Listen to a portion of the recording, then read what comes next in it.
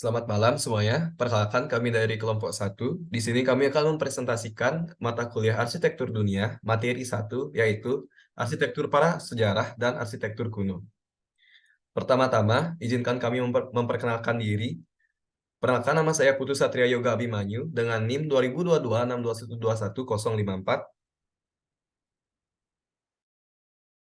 Saya Made Denanda Ganepa dengan NIM 2022 62121 055.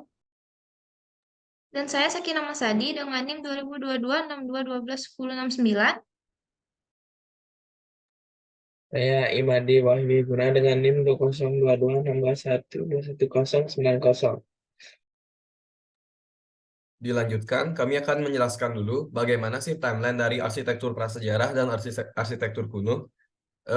Itu tuh dimulai dari arsitektur prasejarah, yaitu pada zaman Paleolitikum yang dimulai dari 2,6 juta sampai 10.000 sebelum Masehi. Lalu ada Mesolitikum, itu dimulai dari 15.000 sampai 6.000 sebelum Masehi. Lalu ada Neolitikum, itu dimulai dari 11.000 sampai 3.000 sebelum Masehi. Lalu ada Megalitikum, itu dimulai dari 2.500 sampai 1.500 sebelum Masehi. Setelah dari arsitektur prasejarah, itu ada yang namanya arsitektur kuno, yaitu dibagi menjadi Mesopotamia kuno, Mesir kuno, dan Yunani kuno. Di mana Yunani kuno sendiri itu dibagi menjadi 3 zaman, yaitu zaman Agea, zaman Heladik, dan zaman Helenistik. Zaman Agea itu adalah 1900 sampai 1100 sebelum Masehi. Zaman Heladik itu 1150 sampai 1100 sebelum Masehi. Lalu ada zaman yang terakhir yaitu Helenistik, itu 323 sampai 30 sebelum Masehi. Lalu untuk materi selanjutnya akan dijelaskan oleh teman saya. Arsitektur prasejarah.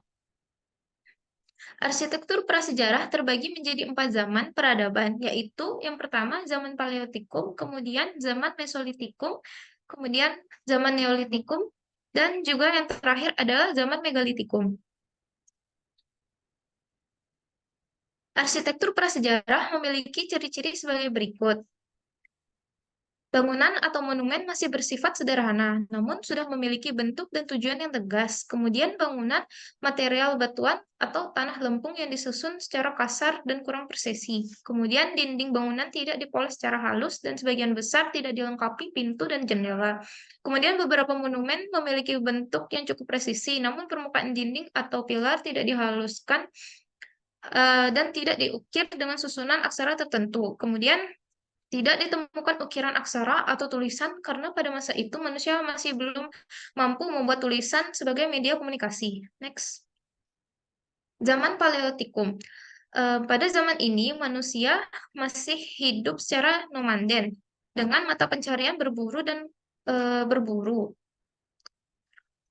Mereka cenderung mencari goa dan tinggal sementara. Bukti yang dapat kita jumpai berupa hand stencil atau lukisan pada dinding goa di Maros. Kemudian di Ukraina, sebuah desa Paleolitik berhasil digali di Mezirzik sekitar 15.000 sebelum Masehi. Desa tersebut mengungkapkan sekelompok gubuk yang terbuat dari tulang mamut sebagai kerangka struktur. Dimensi gubuk tersebut kisaran antara 4 hingga 10 meter atau 13 hingga 33 kaki. Istilah arsitektur sendiri ini belum dapat digunakan hingga periode zaman Neolitikum. Begitu manusia memiliki rumah, kemudian menggunakan istilah arsitektur untuk makna yang lebih dalam. Kemudian pada zaman Paleolitikum ini sendiri memiliki karakteristik sebagai tempat tinggal di daerah terbuka seperti goa, adapun terbuat dari batu dan sekitar lembah, sungai. Gaya hidup masih nomaden, biasanya mereka mengumpulkan makanan, tidak memiliki pengetahuan tentang tempat tinggal, tembikar, dan pertanian, namun sudah memperkenalkan api, membuat bentuk seni lukis dan ukir dinding, bisa memanfaatkan batu kasar dan keras seperti pencacah, kayu kapak, bilah, menggunakan kuarsit atau batuan keras untuk membuat perkakas dan senjata. Next. Zaman Mesolitikum. Pada era ini, manusia telah mengenal kepercayaan dan juga sudah meninggalkan kebiasaan nomaden dan mulai menetap di suatu tempat dalam jangka waktu yang lama. Mereka juga sudah mulai mengenal kebiasaan bercocok tanam paling sederhana untuk menunjang keperluan tersebut. Muncullah sebuah pedesaan yang telah sistematis dengan bangunan berupa huts dan pit house. Struktur bangunan menggunakan kayu dan bambu yang telah mampu berdiri dalam waktu yang cukup lama. Karena manusia mulai menetap di satu lokasi dalam periode waktu yang lebih lama. Bagian depan bangunan mengarah ke sumber mata air yang biasanya itu sungai. Kemudian pada zaman Mesolitikum ini sendiri memiliki karakteristik sudah tidak nomaden, memiliki tempat tinggal semi permanen seperti gua, pinggir sungai, pinggir pantai, memiliki kemampuan bercocok tanam, bisa membuat kerajinan dari gerabah dan tanah liat, masih mengumpulkan makanan atau food gathering, alat dihasilkan terbuat dari batu kasar. Kemudian ditemukan juga sampah dapur atau kejoken Mondiger, memiliki kepercayaan animisme dan dinamisme. Salah satu karya arsitektur pada zaman ini adalah Desa Huta. Next, yang akan dilanjutkan oleh teman saya. Selanjutnya ada zaman Neolitikum. Pada periode ini ditemukan sebuah rumah panjang yang dibuat oleh petani pertama di Eropa. Bangunan ini berbentuk persegi panjang dengan lebar 5,5 sampai 7 meter dan bentang panjang antara 20 sampai 45 meter. Konstruksi menggunakan tiang kayu dengan atap jemari dan tembok dilapisi tanah liat. Kemudian di Skotlandia ditemukan susunan rumah dari batu bernama Skara-Brae terdiri dari 8 kluster rumah. Denah rumah berbentuk persegi 4 dengan sudut yang melingkar. Atap menggunakan material jerami dan terdapat lubang pada asap bagian tengah. Arsitektur zaman Neolitikum memiliki karakteristik sebagai berikut. Yang pertama ada tempat tinggal sudah menetap, peralatan sudah dihaluskan dan diberi tangkai, alat digunakan kapak persegi dan lonjong, pakaian terbuat dari kulit kayu dan binatang, perhiasan terbuat dari kulit kerang, terokota, dan batu, memiliki kemampuan bercocok tanam, menganut kepercayaan animisme dan dinamisme, rumah berbentuk persegi panjang atau lingkaran dari alang-alang dan lumpur. Selanjutnya ada karya arsitektur pada zaman Neolitikum yaitu rumah panjang di era Eropa dan rumah Skara-Brae di Skotlandia. Next. Selanjutnya ada zaman Megalitikum. Masyarakat pada periode Megalitikum meninggalkan kebudayaan yang terbuat dari batu besar. Mereka mengenal kepercayaan animisme.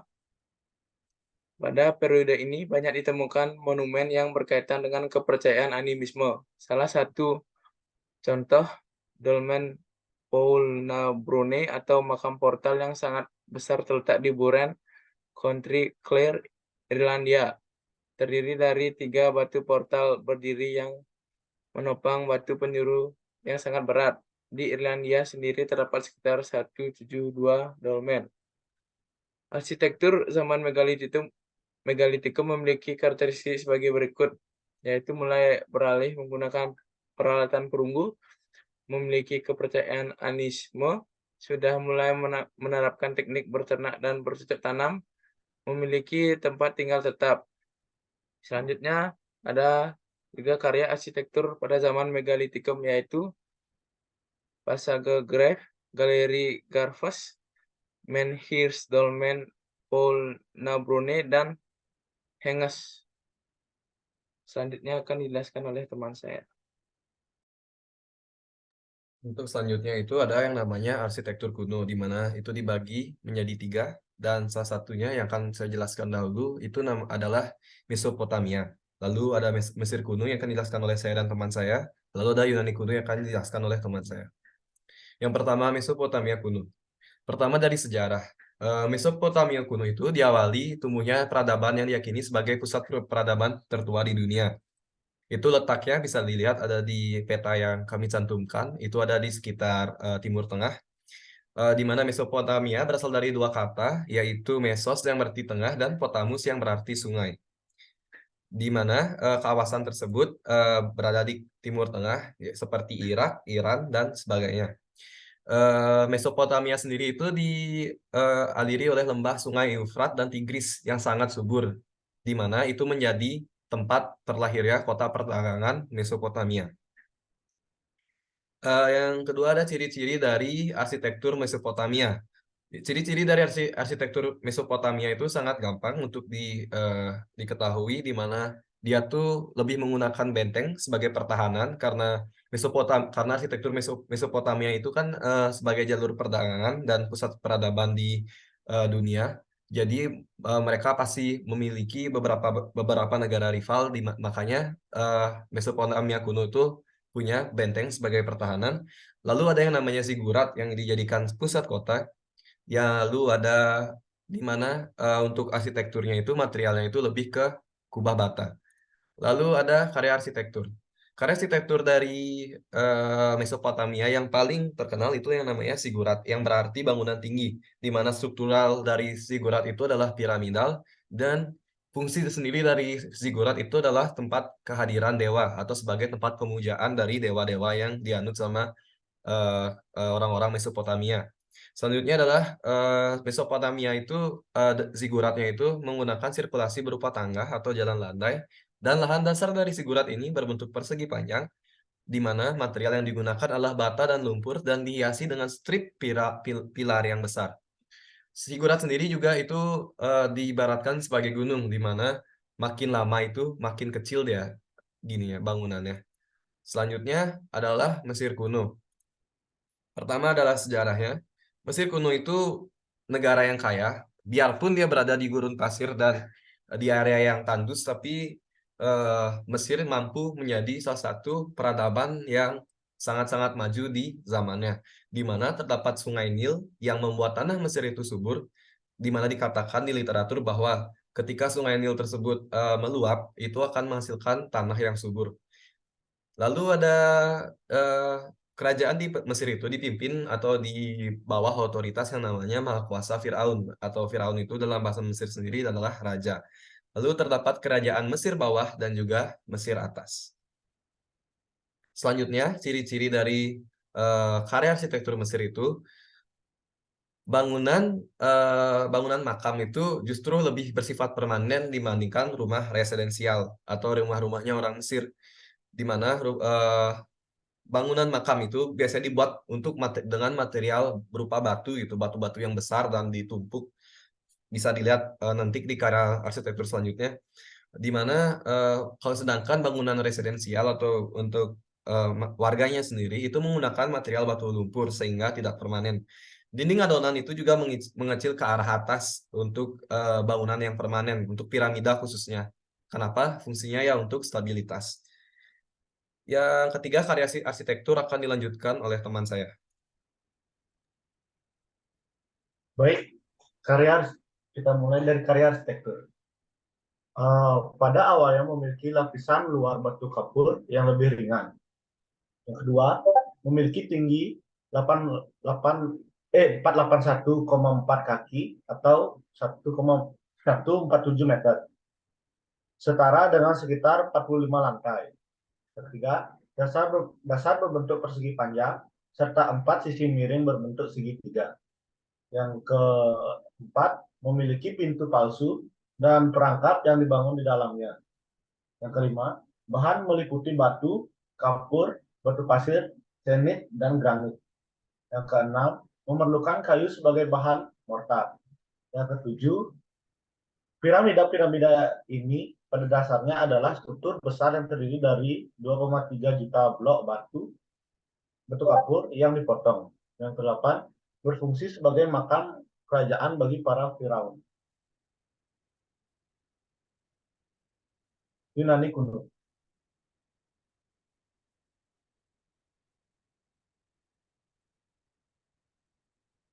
Yang pertama, kota Tirin menjadi awal perkembangan kota-kota di Yunani.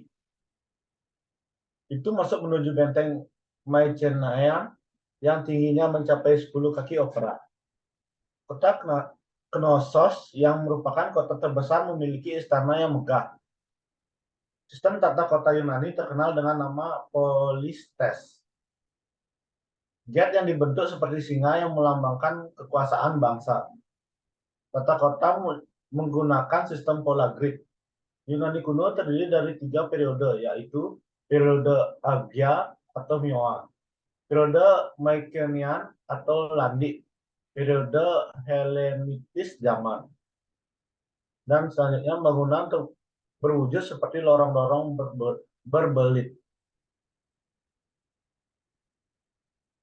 Ciri-ciri. Ciri-ciri dibagi menjadi berikut. Yang pertama, karakteristik sudah terlepas dari karakter religius namun cenderung ke bangunan untuk sipil atau rakyat. Sistem perdagangan dan komunikasi menghasilkan kesatuan budaya. Yang ketiga, pulau Kreta Yunani pada ditemukan banyak peralatan logam. Selanjutnya, strukturnya yang bermartabat, anggun, simetris, dan juga teratur. Selanjutnya, masing-masing negara tersebut memiliki penguasa, pemerintah, dan juga hukumnya sendiri. Selanjutnya, strukturnya untuk mempergunakan seni pahatan yang masih sederhana. Selanjutnya, Yunani kuno terdiri dari 3 periode, yaitu periode Agia atau Minoa, periode Mycenaean atau Landik, periode Helenistik zaman. Berada di daratan Kreta dan juga landasan Yunani, lantaran Yunani. Next. Karya arsitektur. Karya arsitektur dibagi menjadi beberapa, yaitu yang pertama, dasar bangunan terbuat dari batu kapur dan tiangnya terbuat dari marmer Pantelik. Dirancang sebagai simbol kejayaan Athena selama 800 tahun berdiri. Selanjutnya, pada abad akhir ke-6 Masehi, kurang dari 6 Masehi, kuil ini didedikasikan kepada Perawan Maria yang beralih fungsi menjadi gereja. Bangunan ini dibangun pada masa kejayaan Polis Athena di zaman 477 sebelum Masehi. Berbeda dengan bangunan kuil lain, bangunan ini memiliki 8 tiang depan. Dasar bangunan Parthenon memiliki ukuran 23,028 kaki persegi. Bangunan Parthenon merupakan wujud syukur orang-orang Athena yang telah diberikan keselamatan oleh Dewi Athena pada serangan bangsa Persia. Dan yang terakhir, bangunan Parthenon terletak di Akropolis. Next.